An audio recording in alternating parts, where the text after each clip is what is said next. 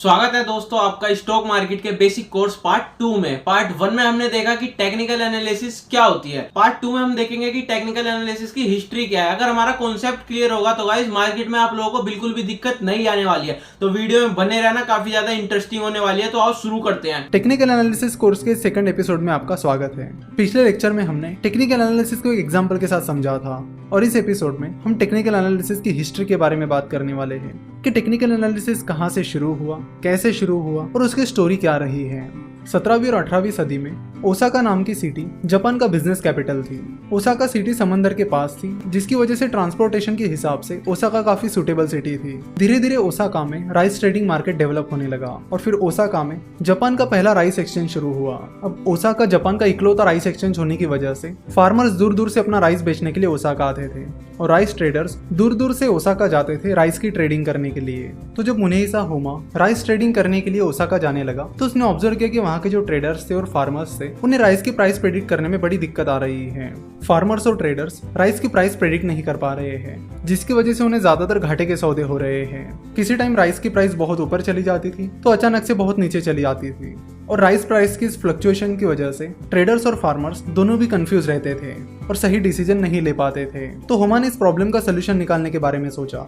वैसे अगर होमा के बारे में बताया जाए तो होमा जापान की एक अमीर फैमिली में पैदा हुआ था और अपना फैमिली बिजनेस चला रहा था। इसी बीच होमा ने सोचा कि क्यों ना राइस की ट्रेडिंग की जाए और इसीलिए वो ओसाका चला गया और राइस की ट्रेडिंग करने लगा। तो राइस की प्राइस के फ्लक्चुएशंस को देखकर होमा को पता चला कि प्राइस की फ्लक्चुएशन मेनली ट्रेडर्स और फार्मर्स की इमोशंस की वजह से हो रही है, जिसकी वजह से होमा को लगा कि पहले तो उसे राइस ट्रेडर्स और फार्मर्स के इमोशंस को समझना होगा, साथ ही उनकी साइकोलॉजी को भी समझना होगा कि वो किस बेसिस पर अपनी बाइंग और सेलिंग डिसीजंस ले रहे हैं। तो ट्रेडर्स और फार्मर्स के इमोशंस और साइकोलॉजी को समझने के लिए होमा ने राइस की प्राइसेस को रिकॉर्ड करना शुरू किया। वो राइस की प्राइस के हर एक मूवमेंट को रिकॉर्ड करने लगा।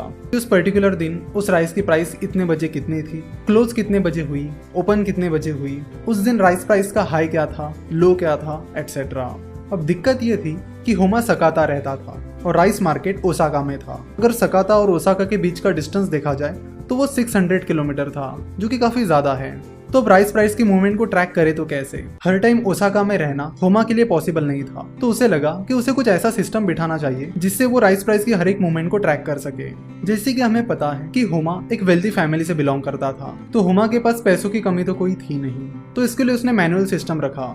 उसने ओसाका और सकाता के बीच हर 6 किलोमीटर की दूरी पर अपना एक आदमी खड़ा किया और उनके हाथ में कुछ झंडे दिए। तो उन झंडों की मदद से वो कुछ सिग्नल्स देते थे और फिर उन सिग्नल्स की मदद से होमा राइस प्राइस की मूवमेंट्स को ट्रैक करता था।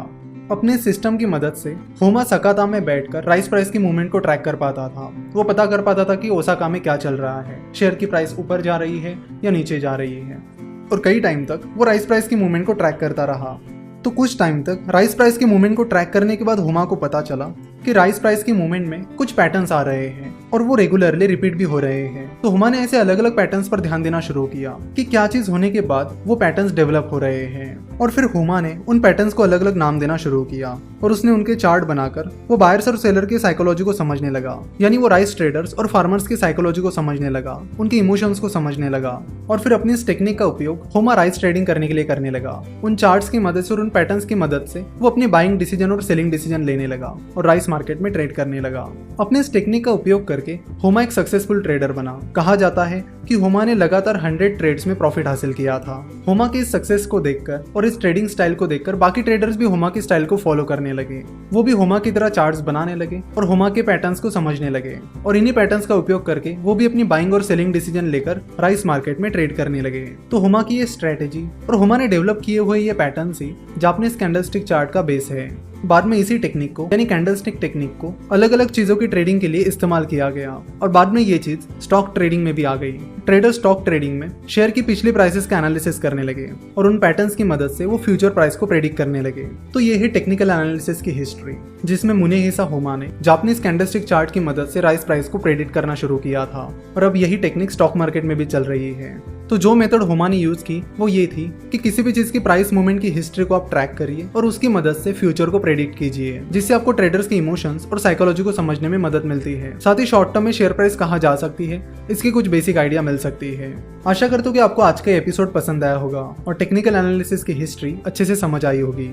यहाँ से आगे हम जापानीज कैंडल्स के बारे में बात करेंगे कि कैंडल क्या होती है, उनके कौन कौन से पैटर्न्स होते हैं और किस पैटर्न का क्या मीनिंग होता है और वो पैटर्न क्या इंडिकेट करती है। आई होप गाइस वीडियो आप लोगों को पसंद आई होगी एंड सब कुछ समझ आ गया होगा। अगर आप लोगों को कुछ भी डाउट है तो आप लोग कमेंट कर देना। वीडियो अच्छी लगी तो लाइक, कमेंट, शेयर, सब्सक्राइब सब कुछ कर देना भाई, एंड शेयर जरूर करना अपने उस दोस्त के साथ जो शेयर मार्केट को सीखना चाहता है। मिलता हूँ आप लोगों से पार्ट 3 में, जब तक के लिए जय श्री राम भाइयों।